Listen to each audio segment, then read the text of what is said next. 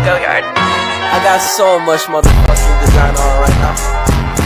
Bring it down, bring it back, make it clap. I got 3 old thoughts, new guap. Where that bitch, bitches on my line, and you know they come strapped. Dan sini saya akan membacakan biografi Syekh Abdul Rauf As-Singkili. Nama lengkapnya ialah Aminuddin Abdul Rauf bin Ali Al-Jawi Thumal Fansuri As-Singkili. Syekh Abdul Rauf dilahirkan di Singkili pada 1615 Masehi atau 1024 Hijriah. Ia keturunan Persia yang datang ke Kesultanan Samudra Pasai pada akhir abad ke-13. Syekh Abdul Rauf bin Ali Al-Fansuri As-Singkili merupakan seorang ulama Aceh yang terkenal. Beliau memiliki pengaruh besar dalam penyebaran agama Islam di Sumatera dan Nusantara. Beberapa literatur menyebutkan ayah Syiah Kuala yang bernama Ali Fansuri adalah kakek lelaki dari Hamzah Fansuri. Pendidikan pertama Syekh Abdul Rauf As-Singkili didapat dari ayah beliau yang juga mempunyai dayah atau madrasah. Tempat belajar Syekh Abdul Rauf As-Singkili tersebar di sejumlah kota yang berada di sepanjang rute haji, mulai dari Doha atau Doha di wilayah Teluk Persia, Yaman, Jeddah, Mekah, dan Madinah. Syekh Abdul Rauf As-Singkili belajar dari Syekh Hamzah Fansuri saat melanjutkan pendidikan di Barus. Beberapa tahun kemudian, Syekh Abdul Rauf berangkat ke Banda Aceh dan belajar kepada Syamsuddin Sumatrani, seorang ulama pengusung Wujudiyah. Pada 1642, Abdul Rauf berangkat ke Tanah Suci untuk menunaikan ibadah haji sekaligus melanjutkan pendidikannya di sana. Selanjutnya, Syekh Abdul Rauf pergi ke Yaman untuk menimba ilmu di 2 lembaga pendidikan, yaitu Bait Al-Faqih dan Zahib. Beberapa gurunya di Bait Al-Faqih adalah pakar hadis dan fikih, yaitu Ibrahim bin Abdullah bin Ja'man dan Isya bin Muhammad bin Ja'man. Adapun di Zahib, alim ulama yang mengaruhinya antara lain Abdurrahim bin Ash-Shiddiq Al-Has, Amin bin Ash-Shiddiq Al-Mihjaji, dan Abdullah bin Muhammad Al-Adnan. Perjalanannya berlanjut ke Mekah. Usai berhaji, dia pun berguru pada Badruddin Al-Lahuri dan Ali bin Abdul Qadir At-Tabari di kota kelahiran Rasulullah SAW saat itu. Tempat selanjutnya adalah Madinah. Di sini beliau menimba ilmu dari Ibrahim Al-Quradi dan Ahmad Al-Qusyasi, yang darinya Syekh Abdul Rauf memperoleh gelar Khalifah Tarekat Syatariyah dan Qadiriyah. Saya akan menjelaskan tentang perjuangan dan dakwah Syekh Abdul Rauf As-Singkili. Usai belajar agama selama hampir 20 tahun, Syekh Abdul Rauf berkeliling ke beberapa wilayah Kerajaan Aceh Darussalam dan akhirnya menetap di Kuala Krueng, Aceh. Di sana waktu itu terdapat kampung yang menjalani praktik prostitusi. Namun Syekh Abdul Rauf tidak mengusik kegiatan itu. Sebaliknya, beliau mendirikan daya atau pesantren di wilayah tersebut dan memiliki banyak murid. Syekh Abdul Rauf beserta pengikutnya secara pelan-pelan menyadarkan masyarakat.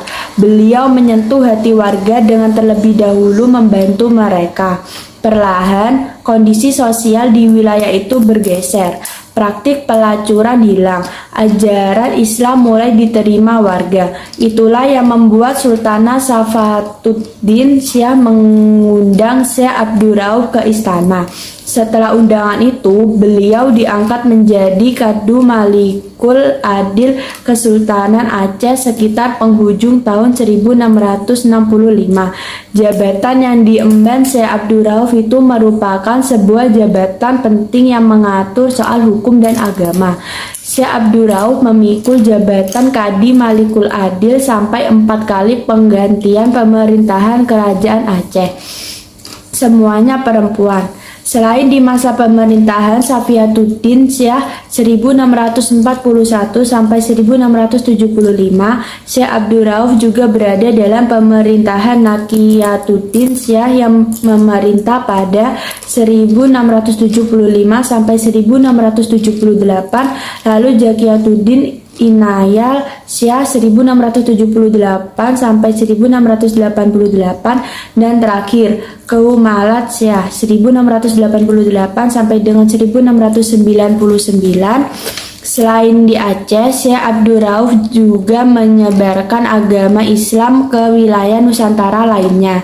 Beberapa yang muridnya yang menjadi ulama terkenal ialah Syekh Burhanuddin Ulakan, Syekh Nur Qadim Al-Baharuddin, dan Syekh Abdul Muhyi Pamijahan. Karya-karya Syekh Abdul Rauf As-Singkili. Dalam bidang keilmuan, Syekh Abdur Rauf juga dikenal sebagai ulama yang produktif, menuliskan sejumlah karya dalam berbagai bidang keilmuan. Di antara karyanya adalah 1. Mir'af at-Tulab, karya di bidang hukum Islam yang ditulis atas permintaan Sultanah Safiyatuddin.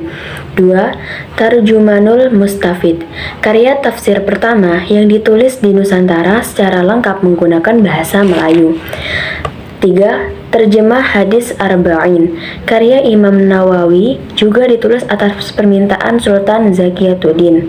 4. Mawaiz al-Badi, berisi nasihat tentang akhlak. 5. Tanbih al-Masyi, yang memuat ajaran tasawuf. 6. Kifayatul Muhtajin, berisi penjelasan tentang konsep wahdatul wujud. Di antara karyanya yang banyak menyita perhatian dan penelitian adalah tafsirnya, yaitu Tarjamul Mustafid. Karya ini mendapat banyak perhatian karena tercatat sebagai karya tafsir pertama di Nusantara yang ditulis secara lengkap menggunakan bahasa Melayu. Popularitas tafsir ini tidak hanya di Nusantara, namun juga menjangkau negara-negara lain. Edisi cetak tafsir ini misalnya dibuat di Singapura, Penang, Bombay, Istanbul, Turki, Kairo, dan Mekah. Di Istanbul, karya ini diterbitkan oleh Matba'ah Al-Utsmaniyah tahun 1884. Di Kairo dicetak oleh Sulaiman Al-Maghrabi, dan di Mekah diterbitkan oleh penerbit Al-Amiriyah, dan di Jakarta sendiri baru dicetak tahun 1981. Secara garis besar, Tarjamul Mustafid disusun menggunakan metode tahili, yakni dengan menjelaskan kandungan ayat secara berurutan sesuai dengan ayatnya. Rujukan yang dipakai pada Tarjamul Mustafid adalah tafsir Ba'id Wadi, tafsir Jalalain, dan tafsir Al-Khazin. Pada setiap permulaan surah, Syekh Abdur Rauf menjelaskan terlebih dahulu nama surah, jumlah ayat, tempat tahun, asbabun nuzulnya, hingga penjelasan tentang bacaan imam qiraat, baru kemudian kandungannya.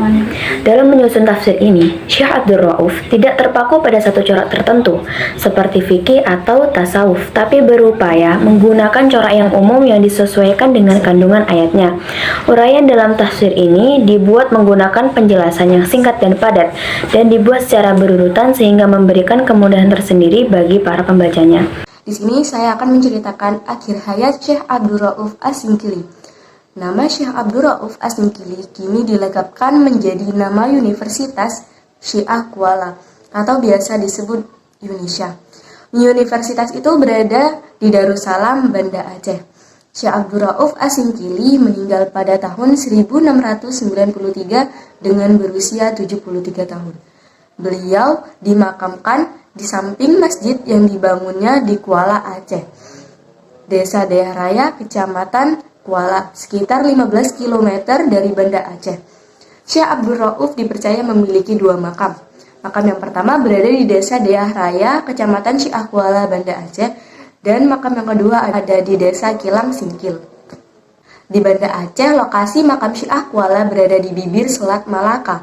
Lokasi makam ini juga banyak dikunjungi oleh para peziarah. Bahkan, makam dijadikan sebagai lokasi wisata religi di Tanah Rencong oleh pemerintah daerah. Sedangkan makam di Singkil berada di bibir Krueng Singkil. Banyak peziarah mendatangi makam ini, baik dari Aceh maupun dari luar daerah. Syekh Abdur Rauf As-Singkili merupakan ulama besar yang ikut mewarnai tarekat Syatariyah. Tarekat Syatariyah adalah satu dari sekian banyaknya tarekat yang berkembang di Indonesia. Tarekat ini didirikan oleh Syekh Abdullah Al-Syattar yang berasal dari daerah India. Masuk ke Indonesia dibawa oleh Syekh Abdur Rauf bin Ali Al-Jawi Al-Singkili 1024 sampai 1105 Hijriah atau 1615 sampai 1693 Masehi. Tarekat ini populer di India pada abad ke-15. Nama Syatariyah dinisabkan kepada tokoh yang berjasa mengembangkannya, yaitu Abdullah Al-Syattar. Tarekat Syatariyah pernah menduduki posisi penting lantaran salah satu yang besar pengaruhnya di dunia Islam. Sekian, terima kasih. Wassalamualaikum warahmatullahi wabarakatuh.